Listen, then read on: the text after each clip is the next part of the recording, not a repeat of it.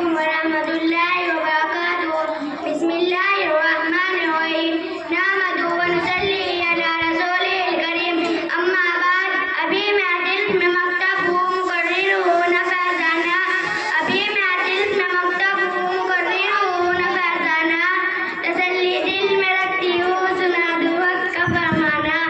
आज मुझे जिस लफ्ज़ को ज़ाहिर करने का मौका मिला है वो है वालिदैन का हुकूक। जब हम छोटे थे तो लड़ाई इस बात पर होती थी कि माँ मेरी है, माँ मेरी है। एक कहता नहीं माँ मेरी है तो दूसरा कहता माँ मेरी है। तो हम कहते चलो ये बात माँ से पूछते हैं। तो माँ ये बात हंसकर टाल देती थी क्योंकि माँ को पता था एक ऐसा जमाना आएगा अब लड़ाई इस बात पर होगी कि माँ तेरी है, माँ तेरी है। माँ कहती बेटा, माँ कहती बेटा